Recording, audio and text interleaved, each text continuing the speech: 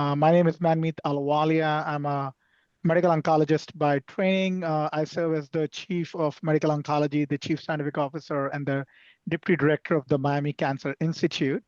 I've been involved in trial designs and drug development for over 15 years now. And what I would say is I could not be more thrilled with what we have seen in terms of more opportunities for our patients with the radiopharmaceuticals. Obviously, we are all aware of lutetium and the groundbreaking changes it has produced in prostate cancer, moving through the very classic drug development aspects, right? First in the recurrent disease and then moving up front, showcasing almost twice as much response rates compared to the chemotherapies in relapse setting, and now looking at trials in upfront setting.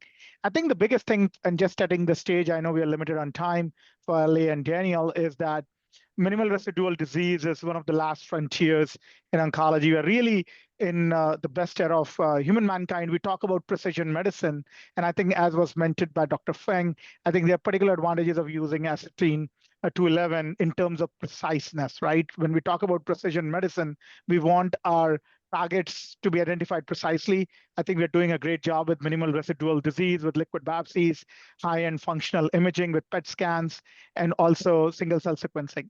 So once we have identified the target, I think there are specific challenges with astatine-211 in terms of short half-life, but that is also an advantage. One of the things that we see is 1 decade. So that means we know it's precise, but also that in 2 days, less than 1% of the radioactive activity is left. So to us, as a medical oncologist, that's actually a plus, because that means I can combine this with other drugs, because oncology is just not about giving one modality, right? The lymphomas where we have really cured people, we have used multiple modalities. And with that, I'm going to pass it on to Ellie, I know, who's been working with Daniel very closely about identifying targets.